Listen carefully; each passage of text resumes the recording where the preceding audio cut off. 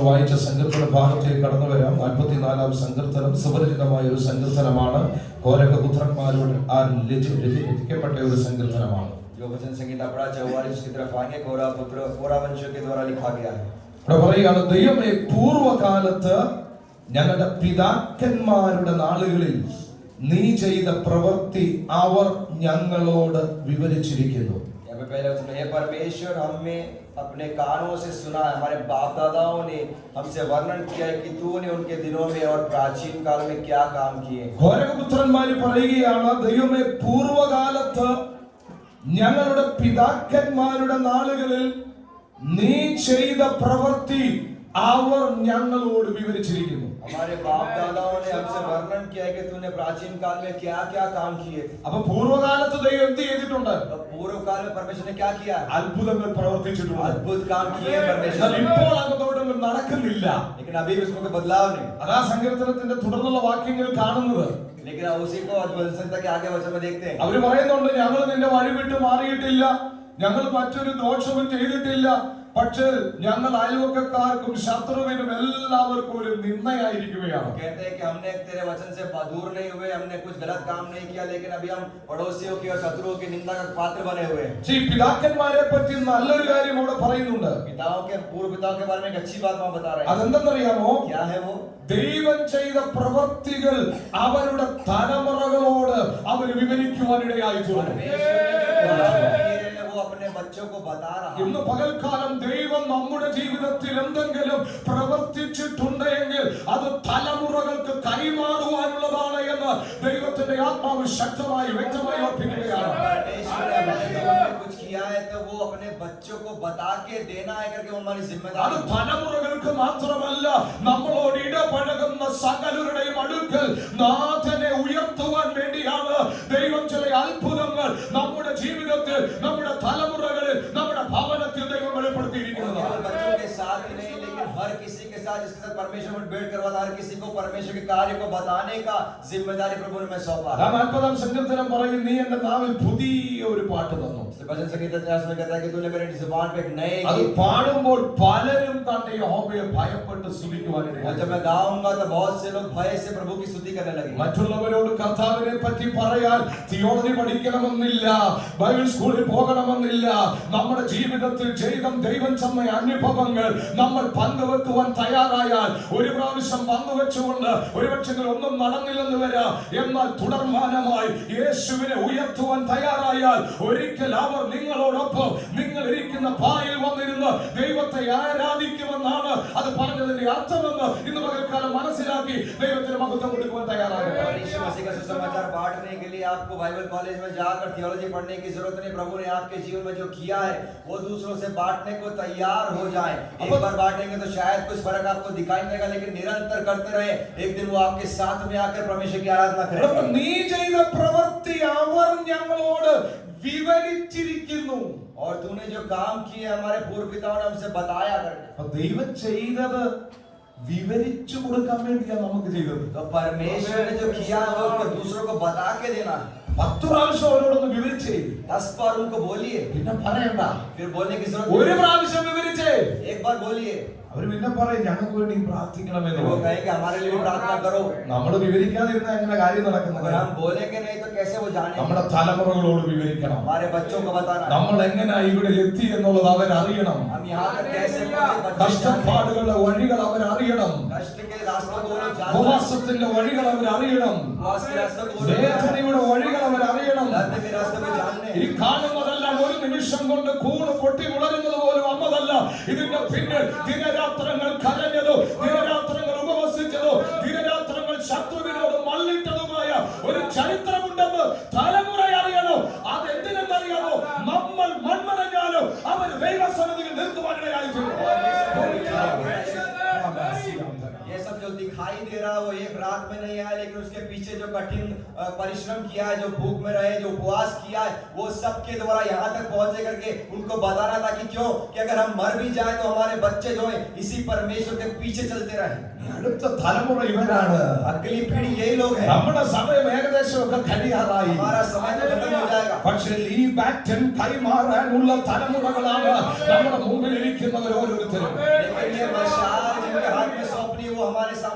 बच्चे അതുകൊണ്ട് വലിയ ഉത്തരവാദിത്വം നമുക്കുണ്ട്. इसलिए बड़ी जिम्मेदारी प्रभु ने हमें दी है। വിവരിച്ചു പറയണം. उसको विस्तार से बताना, സൺഡേ സ്കൂളിൽ അത് വിവരിച്ചു പറയണം. संडे स्कूल में बताना, കൂട്ടായ്മയിൽ അത് വിവരിച്ചു പറയണം. संगति बताना, ഇട മീറ്റിംഗിൽ അത് വിവരിച്ചു പറയണം. इसकी संगति बताना है। അങ്ങനെ വിവരിച്ചു പറയേണ്ട സ്ഥലങ്ങളൊക്കെ ഇന്ന് രാഷ്ട്രീയപരമായ ചർച്ചകളും മറ്റ് ലൗകിക കാര്യങ്ങളും വിവരിക്കുമ്പോൾ ഇന്ന് പകൽക്കാലം എന്നെ കേൾക്കുന്ന ചുരുക്കം പേരെ അവന്റെ വരവിന് മുമ്പായിട്ട് വിവരിക്കേണ്ട സമയത്ത് വിവരിക്കേണ്ടതുപോലെ വിവരിച്ചാൽ പല അനർത്ഥങ്ങൾ ഒഴിഞ്ഞു പോകുവാനിടയായി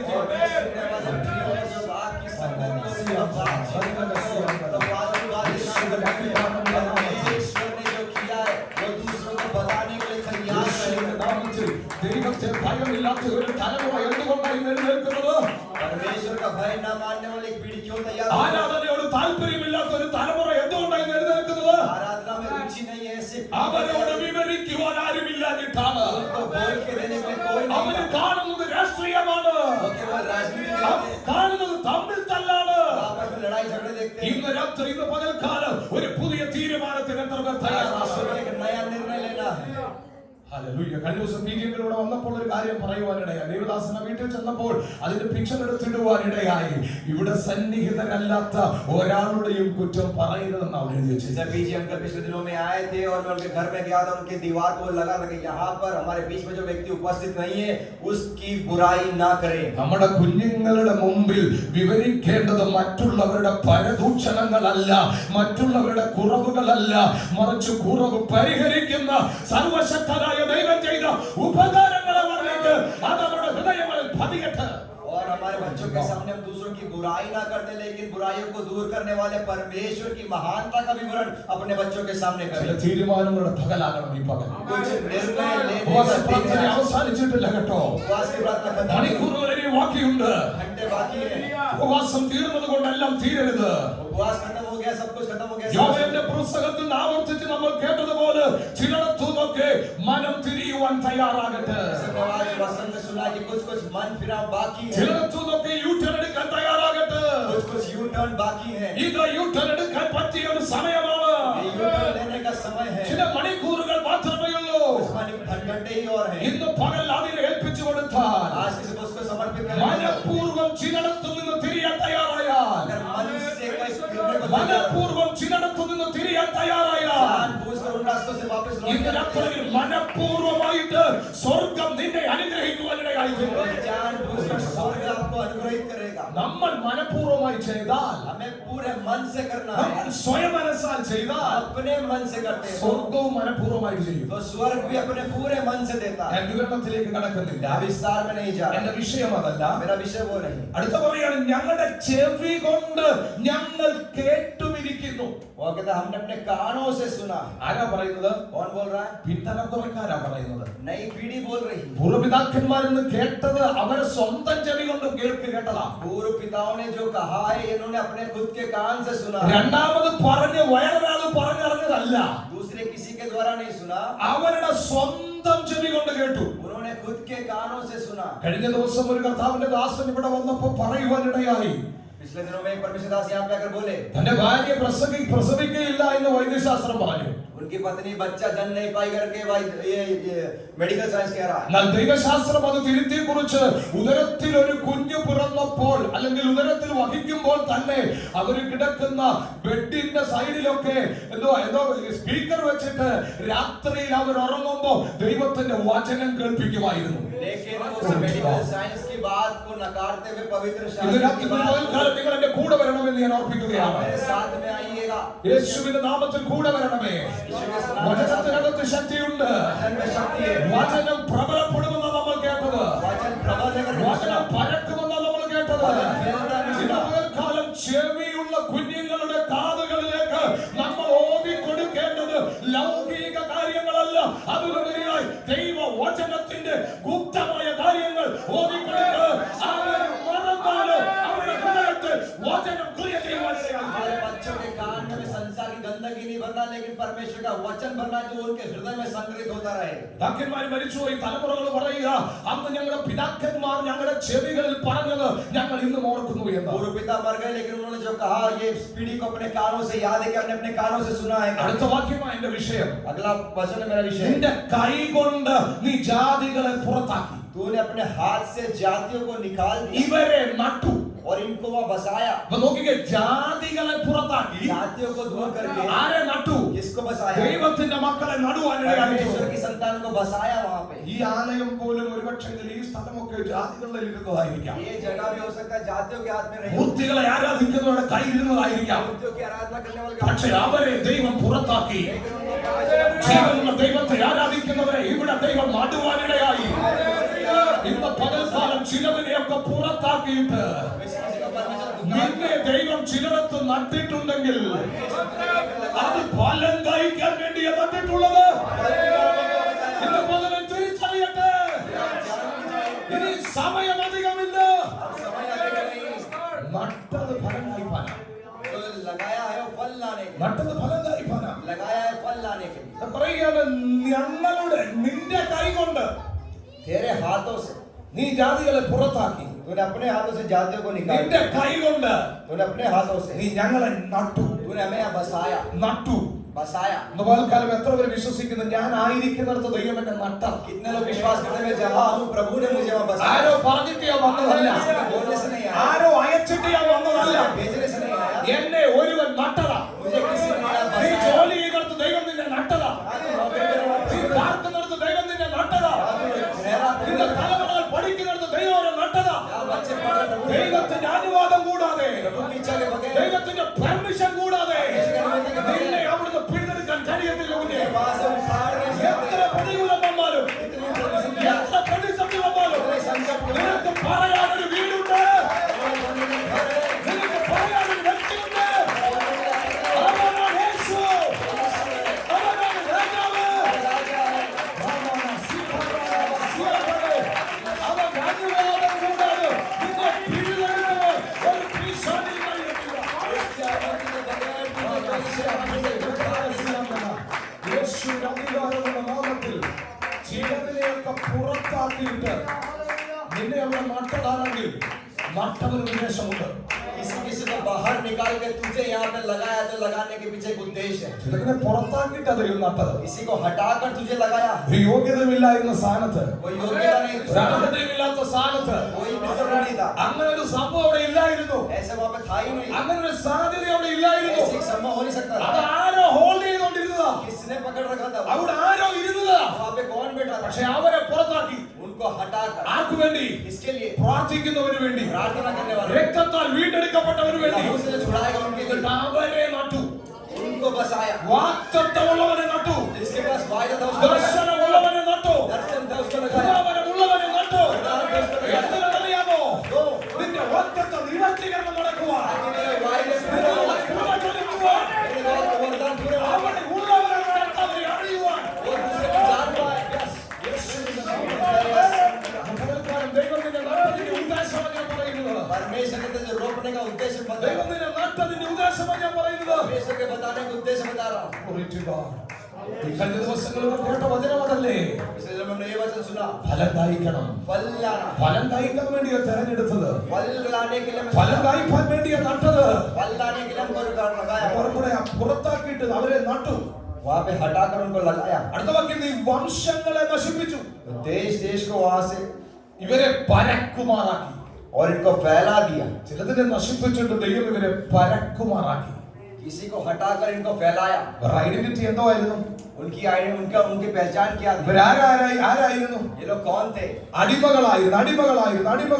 गुलाम लोग थे ये लोग, അടിമകളായിരുന്നു. गुलाम लोग थे। ഒരു ഐഡന്റിറ്റി ഇല്ലാത്തവരായിരുന്നു, ഒരു അഡ്രസ് ഇല്ലാത്തവരായിരുന്നു. कोई पता नहीं था, പക്ഷെ വാഗ്ദത്തം ഉണ്ടായിരുന്നു. लेकिन वायदा था। സ്വന്തമായിട്ട് ദേശമില്ല, खुद का देश नहीं, സ്വന്തമായിട്ട് വീടില്ല, സ്വന്തമായിട്ട് അഡ്രസ് ഇല്ല.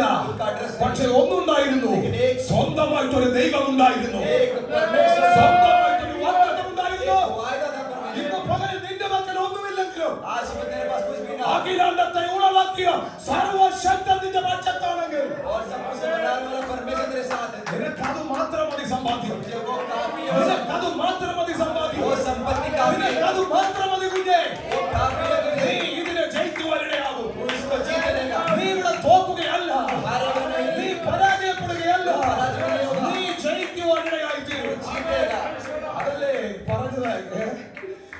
ഹല്ലേലൂയ. പുറത്ത് നിൽക്കുന്നവരെ നീ നോക്കണ്ട. बाहर जो खड़े उनको मत देख, നമ്മുടെ കൂടാരം നിൽക്കുന്നത് നോക്കാൻ പറഞ്ഞു. हमारे साथ कौन खड़ा उसको देख, നമ്മുടെ അകത്തുള്ളവൻ ആരെ നോക്കാൻ പറഞ്ഞു. हमारे अंदर कौन है उसको देख। അവന്റെ കണ്ണ് ദൈവം തുറന്നപ്പോൾ അത് കണ്ടത്. उनके अंदर को उसका आंखों को परमेश्वर ഉപവാസ പ്രാർത്ഥന ചിലതിന്റെയൊക്കെ കണ്ണ് ദൈവം उपवास തുറന്നിരിക്കുകയാണ്. प्रार्थना में किसी किसी की आंखें खोल दी, തുറന്നിരിക്കുകയാണ്. आंखें खोल दी प्रभु। അകത്തുള്ളത് മാത്രമല്ല പുറത്തുള്ളതിന്റെ തുറന്നിരിക്കുകയാണ്. केवल अंदर का ही नहीं, बाहर को भी आंखें खोला। ഹല്ലേലൂയ. തുറന്നിരിക്കുകയാണ്. आमेन। ആമേൻ. ഹല്ലേലൂയ. ആരാധന നടന്നുകൊണ്ടിരുന്നപ്പോൾ ഞാൻ പെട്ടെന്ന് താഴോട്ട് പോയി സൗണ്ടിന്റെ ഇതൊന്ന് നോക്കാൻ വേണ്ടി പോയതാ. यहाँ पे जब आराधना हो रही थी में परमेश्वर के दास नीचे गए थे कि साउंड कैसा है सोच देखने के लिए। ഞാൻ ഗേറ്റ് തുറക്കെ ഒരാളാ കേറി വരുന്ന സാധനത്തെ ഇങ്ങനെ തൊട്ടിട്ട് പോയി. मैं जब परमेश्वर दास का गेट खोला तो एक व्यक्ति वहां से जा रहा था, वो सीढ़ी पे ऐसा करके जा रहा ഞാൻ है। ഗേറ്റ് തുറന്ന് പുള്ളി ഓർത്തിന് ദൂതം വല്ലതും പ്രത്യക്ഷപ്പെട്ടയാണ് ഇതെല്ലാം കണ്ട് പുള്ളിയും ചെട്ടി ഞാനും ചെട്ടി. पास ने गेट खोला तो वो भी डर गया कि ये स्वर्गदूत तो नहीं दिखा करता, पास में भी डर गया, वो भी डर गया। ചില ദിവസങ്ങൾ ഞാൻ കണ്ടിട്ടുണ്ട് ചിലർ പോകുമ്പോൾ നടന്നു പോകുമ്പോൾ ഇങ്ങനെ കാണിച്ചിട്ട് പോകും. कुछ समय पास में देखा कुछ लोग रास्ते से गुजरते थे, അതൊക്കെ ദൈവത്തിനുള്ളതാ. हमने നമ്മൾ ഇതുപോലെ പലർത്തും കാണിച്ചതല്ലേ. भी कहीं कहीं दिखाया ऐसे, ക്രൂശ് കാണുമ്പോൾ നമ്മൾ കാണിച്ചിട്ടില്ലേ.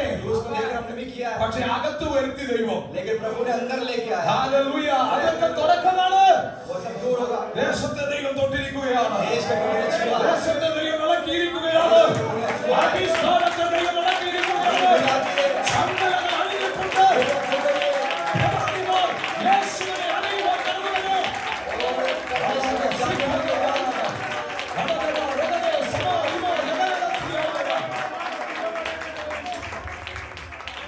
യോശുവയുടെ നേരെ പിടിച്ചു നിൽക്കത്തില്ലെന്നാ പറഞ്ഞത്. यहोशू के सामने कोई ठहर नहीं पाएगा था। നമ്മൾ കേൾപ്പിച്ചത് यही हमने सुना, അവര് വരും പക്ഷെ നിൽക്കത്തില്ല. वो आएंगे लेकिन खड़े नहीं। വരാൻ അവർക്ക് കഴിയും, वो खड़े होने പക്ഷെ നിൽക്കണമെന്ന് സ്വർഗം തീരുമാനിക്കും. आएंगे जरूर, लेकिन खड़ा होना है कि नहीं स्वर्ग नहीं। ആമേൻ. ഹല്ലേലൂയ. ഇവിടെ പറയുകയാണ് നീ വംശങ്ങളെ നശിപ്പിച്ച് അവരെ പരക്കുമാറാക്കി. तूने वहां पे जातियों को निकाल दिया और देशों को दुख दिया और वहां पे चारों തങ്ങളുടെ വാളുകൊണ്ടല്ല അവർ ദേശത്തെ കൈവശമാക്കിയത്. क्योंकि उन्होंने तलवार के बल से देश को अधिकारी नहीं हुए, വാളുകൊണ്ടല്ല ദേശത്തെ കൈവശമാക്കിയത്. तलवार के बल से अधिकारी नहीं हुए, ദൈവത്തിന്റെ ഭുജം കൊണ്ടാണ് परमेश्वर की भुजाओं से ദേശത്തെ കൈവശമാക്കും. देश को अपने हाथ में। കഴിഞ്ഞ ദിവസം ചുറ്റി നടന്ന സ്ഥലങ്ങളെ കൈവശമാക്കും. जिस दिन हम पिछले दिन हम गए उसको अपना अधिकार में ले लेंगे, പക്ഷെ വാളുകൊണ്ടല്ല. लेकिन तलवार से അടുത്ത വാക്യം പറയുന്നു സ്വന്തം ഭുജം കൊണ്ടല്ല अपने अधिक भाव से नहीं। അവർ ജയം നേടിയത്. उन्होंने जीत पासी, നിന്റെ വലങ്കയും നിന്റെ ഭുജവും നിന്റെ മുഖപ്രകാശം കൊണ്ടത്രേ നിനക്ക് അവരോട് പ്രീതി ഉണ്ടായിരുന്നു. परंतु तेरे दाहिने हाथ और तेरी भुजा और तेरे प्रसन्न मुख के कारण जयवंत हुए, ദൈവത്തിന് പ്രീതിയുണ്ട് കേട്ടോ. क्योंकि तू उनको चाहता था। ദൈവത്തിന് പ്രീതി ഉള്ളത് കൊണ്ടാണ് ചിലരെ മാറ്റിയിട്ട് അവൻ നിന്നെ ചിലടത്താക്കി വെച്ചിരിക്കുന്നത്. परमेश्वर तुझे चाहता, इसे किसी किसी को हटाकर तुझे वहां पे रखा। ആർക്കും പ്രീതി തോന്നാതിരുന്നപ്പോൾ, जब कोई भी तुझे नहीं चाहता, ആരും സ്നേഹിക്കാതിരുന്നപ്പോൾ, कोई तुझे प्रेम नहीं करता, ആരും कोई അംഗീകരിക്കാതിരുന്നപ്പോൾ, तेरा अंगीकार नहीं करता, എല്ലാവരും അവഗണിച്ചപ്പോൾ सबने तिरस्कार कर दिया, സ്വർഗത്തിന് നിന്നോട് പ്രീതി ഉണ്ടായിരുന്നു. स्वर्ग तुझे चाहता ആ था। പ്രീതി എന്തുകൊണ്ടാണെന്ന് ചോദിക്കണമെങ്കിൽ അവിടെ ചെല്ലുമ്പോൾ ചോദിച്ചാൽ മതി. ये मुझे क्यों चाहते हो प्रभु जैसा पूछना है तो स्वर्ग जाके पूछ सकते കർത്താവേ, എന്നെ എന്തുകൊണ്ടാണ് സ്നേഹിച്ചത്? हो। प्रभु मुझे क्यों प्रेम എന്ത് किया, യോഗ്യത കണ്ടിട്ടാ എന്നെ मेरे अंदर സ്നേഹിച്ചത്? क्या योग्यता प्रेम എന്ത് करने की? കണ്ടിട്ടാ എന്നെ പ്രീതിപ്പെട്ടത്? तुमने क्या देखा आपने चाहने की? കാണാൻ കൊള്ളത്തില്ല, मैं देखने योग्य नहीं, പറയുന്ന കഴിവില്ല, बोलने का ഒരു सामर्थ्य, ഗുണവുമില്ല, कोई गुण नहीं, ഒരു മണവുമില്ല. कोई सुगंध भी പക്ഷെ नहीं, നിനക്ക് എന്നോട് പ്രീതി തോന്നി. और फिर भी तूने मुझे चाहा प्रभु। ഉടനെ ശിഷ്യന്മാരോട് പറഞ്ഞു, കർത്താവിന് ബോധിച്ചവരെ തിരഞ്ഞെടുത്തു. उसने चेहरा सा कि उसको जो अच्छे लगा उसने चुन लिया, കർത്താവിന് ബോധിച്ചു, प्रभु को अच्छा लगा, അതുകൊണ്ട് അവന്റെ സന്ധി വന്നു. इसलिए उसके पास आ पाया। ആരാശ്രയപ്പെട്ടാൽ എന്നാ, कोई भी उसमें कुछ भी करे, ആരതും ഇതും പറഞ്ഞ എന്നാ, कोई ये बोले इससे खत्म। സ്വർഗത്തിന് പ്രീതി ഉണ്ടായി. स्वर्ग ने चाहा, സ്വർഗത്തിന് ഇഷ്ടപ്പെട്ടു. स्वर्ग ने हमको ആ चाहा। ഒറ്റ മറുപടിയേ ഉള്ളൂ. इतना ही उत्तर है, ആ ഒറ്റ മറുപടി उतना ही उत्तर। സ്വർഗം ഇഷ്ടപ്പെട്ടു. स्वर्ग ने हमें चाहा, സ്വർഗം ഇഷ്ടപ്പെട്ട പിന്നെ ആരും ഇഷ്ടപ്പെട്ടില്ല എന്നാ. स्वर्ग ने इच्छा चाहा है तो फिर दूसरे लोग चाहे ना चाहे कोई फर्क नहीं पड़ता। അപ്പൊ ഇവിടെ പറയുക ഞങ്ങളെ നടുവാനിടയായി. वहां पे लिखा कि हमें वहां पे बसाया। 92 സങ്കീർത്തനം 13 വാക്യത്തിലേക്ക് കടന്നു വരാം. 92 भजन संगीता में आए उसके Psalm 92 verse 13. 92 का 13। അവർ യഹോവയുടെ ആലയത്തിൽ നടുതലയായവർ നമ്മുടെ ദൈവത്തിന്റെ പ്രാകാരങ്ങൾ തഴയ്ക്കുവാനിടയായിത്തീരും. वे यहोवा के भवन में रोप पे जाकर हमारे परमेश्वर के आंगन में फूले फलेंगे। അപ്പൊ നട്ടത് എന്തിനാ? തഴയ്ക്കാൻ വേണ്ടിയാ. तो रोपा क्यों? फूलने फल लेंगे। നട്ടത് എന്തിനാ? തഴയ്ക്കാൻ വേണ്ടിയാ. रोपा क्यों है? फूलने फल। തഴയ്ക്കുന്നത് എന്തിനാ? ഫലം കായ്ക്കാൻ വേണ്ടിയാ. വേണ്ടിയാ? क्यों फल लाने के लिए? ഫലം കായ്ക്കുന്നതിനാ, നിലനിൽക്കാൻ വേണ്ടിയാ. फल क्यों लाना है? लगे रहने के लिए. അതിലൂടെ ദൈവനാമം മഹത്വപ്പെടാൻ വേണ്ടിയാ. परमेश्वर के नाम की महिमा के പക്ഷെ लिए. ഓർത്തോണം, ചിലരെയൊക്കെ അവൻ മാറ്റിയിട്ടാ നമ്മളെ നട്ടിരിക്കുന്നത്. लेकिन याद रखना, किसी किसी को हटाकर हमें लगाया. വായിക്കാം റോമാലേഖനം 11-ാം അധ്യായം 17-ാം വാക്യം മുതൽ. रोमियो के पत्री 11वां अध्याय 17वें आयत से पढ़ेंगे. വേഗത്തിൽ റോമാലേഖനം. पर यदि कुछ डालियां तोड़ दी गई और तो जंगली जैतून होकर उनमें साटा गया और जैतून की जड़ की चिकनाई का भागी हुआ है, तो डालियों पर घमंड न करना. മതി. അവിടെ ഇങ്ങനെയാണ് എഴുതിയിരിക്കുക. റോമാലേഖനം 11-ാം അധ്യായം 17-ാം വാക്യം. കൊമ്പുകളിൽ ചിലത് ഓടിച്ചു, पर यदि कुछ डालियां तोड़ी गई, കാട്ടൊലിവായ നിന്നെ അവയുടെ ഇടയിൽ ഒട്ടിച്ചു ചേർത്തു. और तू जंगली जैतून होकर उनमें साटा गया. അപ്പൊ ആരായിരുന്നു? कौन कौन थे? കാട്ടൊലിവായി. जंगली जैतून थे. കാട്ടൊലിവായിരുന്നു. जंगली जैतून. കാട്ടൊലിവ് പൂത്താൽ എന്തോ കായ, കാട്ടുകായാണ്. जंगली जैतून अगर आएगा, फल आएगा तो वो जंगली കൊളത്തിനും കൊളത്തില്ല. वो कोई काम का नहीं. കാട്ടു മുന്തിരിങ്ങ ഉണ്ട്. और जंगली अंगूर होते हैं. ഞാൻ കഴിഞ്ഞ നാളിൽ എന്റെ യാത്രയില് ഒരു പട്ടണത്തിൽ ചെന്നപ്പോൾ ഞങ്ങള് വൈകുന്നേരം നടക്കാൻ ചെന്നപ്പോ ഒത്തിരി മുന്തിരിത്തോട്ടം കണ്ടു. വലിയൊരു മുന്തിരിത്തോട്ടം, കാടാണ്, പക്ഷെ അതിനകത്തെല്ലാം മുന്തിരിങ്ങ ആയിരിക്കും. पिछले दिनों में परमेश्वर अपनी एक यात्रा के दौरान एक जगह पे ऐसे पैदल चल रहे थे, तो वहां पे देखा कि दाखरस की बाड़ी लगी थी, सब दूर अंगूर ही अंगूर लगे അപ്പൊ हुए. ഞങ്ങൾ 3-4 ദേവാസന്മാരാണ് അതിനകത്തോടെ ഇങ്ങോട്ട് നടക്കുന്നത്. 2-3 परमेश्वर के दास लोग वहां चल रहे थे. ഇത് പഴുത്ത് കിടക്കുന്ന കണ്ടപ്പം ഇവര് പറഞ്ഞ കാട്ടുമുന്തിരിയാണ്. എന്നാലും നമുക്കൊന്നും പറിച്ചൊന്ന് ടേസ്റ്റ് നോക്കാനായിട്ട് തോന്നി. പറിച്ചു നോക്കിയപ്പോ എന്തോ വല്ലാത്ത ഒരു പുളിയും കമർപ്പും ഒക്കെ അനുഭവപ്പെട്ടു. वो जानते थे कि ये पूरा गुच्छा अंगूर का लटका हुआ था, और ये पता ये जंगली है, लेकिन उसका टेस्ट क्या करते करते उसको तोड़ के खाया था, पूरा खट्टा कड़वा ऐसा था. വെള്ളം ഒഴിച്ച് വാ കഴുകിയിട്ടും ആ കമർപ്പം കൊണ്ട് പോകുന്നില്ല. पानी डाल के मुंह खुला करने से भी वो गंदा स्वाद मुंह से ഇല जाता. ഇഷ്ടം പോലെ ഉണ്ട്, बहुत सारा ഫലം ഇഷ്ടം പോലെ കിടക്കുന്നത്. फल बहुत है उसमें, പക്ഷെ ഒരു മനുഷ്യൻ പോലും തിരിഞ്ഞു പോകുന്നില്ല. लेकिन कोई मनुष्य उसकी तरफ जा भी नहीं रहा. കാരണം എന്തുവാ? कारण क्या? കാട്ടുമുന്തിരിങ്ങയാ. जंगली अंगूर है. ആർക്കും വേണ്ട, किसी को नहीं चाहिए. ആർക്കും വേണ്ട. किसी को नहीं പക്ഷെ चाहिए, യേശുവിന് വേണമായിരുന്നു. लेकिन यीशु को चाहिए. അതിൽ നിന്ന് ചിലതിനെ ഓടിച്ചിട്ട് उसमें से किसी किसी को तोड़, അതുപോലെ കൊമ്പുകളിൽ ചിലത് ഓടിച്ചു. डालियों में से तोड़कर, ആ മൂട് ഇപ്പോഴും അവിടെ നിൽപ്പുണ്ട്. जड़ भी वहां पे, ആ മൂട്ടിൽ ഇഷ്ടംപോലെ ബ്രാഞ്ചുകൾ ഇപ്പോഴും ഉണ്ട്. उसमें डालियां बहुत से भी है. എല്ലാ ബ്രാഞ്ചിനെ ഓടിച്ചില്ല, सारी डालियां नहीं तोड़ी, ചിലതിനെ ഓടിച്ചു. कुछ डालियां तोड़ी, ചിലതിനെ ഓടിച്ചു. कुछ डालियां എല്ലാവരും ഇവിടെ ശ്രദ്ധിക്കണം, അവിടെ ഇവിടെ നോക്കരുത്. പാരമ്പര്യം മുറുകെ പിടിച്ചോണ്ട് നിൽക്കുന്നവർ ഇന്നും അനേകം കുടുംബത്തിനകത്തുണ്ട്. और वो डालियां पकड़ के बहुत सारे लोग अभी परिवार में, അതിനകത്ത് ഒത്തിരി കായ്ച്ചു നിൽക്കുന്ന പല ബ്രാഞ്ചസ് ഉണ്ട്. और फल लाने वाले बहुत से वहां पे പക്ഷെ डालियां. ചിലതിനെ ഓടിക്കുവാനിടയായി, लेकिन किसी किसी डाली को तोड़ा, ചിലതിനെ ഓടിക്കുവാനിടയായി. किसी किसी डाली को तोड़ा. അതാണ് ഇവിടെ എഴുതിയിരിക്കുന്നത്. वो लिखा हुआ वहां पे, കൊമ്പുകളിൽ ചിലത് ഓടിച്ചു. कुछ डालियां तोड़ दी. എന്നിട്ട് കാട്ടൊലിവായ നിന്നെ അവയുടെ ഇടയിൽ ഒട്ടിച്ചു ചേർത്തു. और तू जंगली जैतून होने पर उन पे साटा गया. അപ്പൊ അങ്ങനെ ഒരു സ്ഥലമൊന്നും ഇല്ലായിരുന്നു ഒട്ടിക്കാൻ. तो वहां पे लगाने की जगह नहीं. ചിലതിനെ ഒടിച്ചു മാറ്റിയിട്ട് तो किसी को तोड़कर നിന്നെ അവിടെ കുത്തിക്കയറ്റുമായിരുന്നു. उस जगह पे तुझे लगा दिया. ആ സ്ഥലമില്ലാത്തടത്തോട് നിന്നെ ഇറക്കി നിർത്തുമായിരുന്നു. जहाँ जगह नहीं थी वहां तुझे घुसाया. നമ്മൾ അനുഭവിച്ചിട്ടില്ലേ?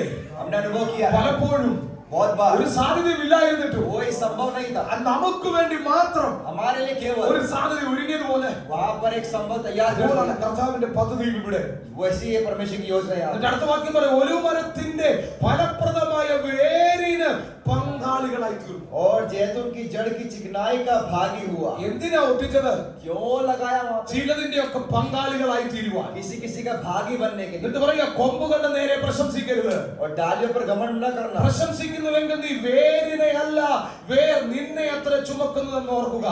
और यदि तू घमंड करे तो जान रख कि तू जड़ को नहीं परंतु जड़ तुझे संभालती है. 24 വാക്യം പറയുന്നു, സ്വഭാവത്താൽ കാട്ടുമരമായതിനാൽ അങ്ങിന്ന് 24 बात करके कि तू यदि तू जैतून से जो स्वभाव से जंगली है നിന്നെ മുറിച്ചെടുത്തു. काटा गया, സ്വഭാവത്തിന് വിരോധമായി स्वभाव के विरुद्ध നല്ല ഒലിവ് മരത്തിൽ ഒട്ടിച്ചുവെങ്കിൽ अच्छे जैतून में साटा गया. സ്വാഭാവിക കൊമ്പുകളായവരെ സ്വന്തമായ ഒലിവ് മരത്തിൽ എത്രയധികം ഒട്ടി. तो ये जो स्वाभाविक डालियां हैं अपने ही जैतून में क्यों ना साटी जाए. അപ്പൊ ദൈവം ഒട്ടിച്ചു ചേർക്കുവാനിടയായി. और परमेश्वर ने उनको जोड़ा. ഇന്ന് പകൽക്കാലം ദൈവം നട്ടു, परमेश्वर ने रोपा, പരത്തി, നട്ടവർ പരന്നു, जो रोपा वो फैलाया. ഇവിടെ പറയുകയാണ് ഒട്ടിച്ചു ചേർത്തു. यहाँ पे कहा गया कि वहां पे साटा गया है, ഒട്ടിച്ചു ചേർത്തു. साटा गया.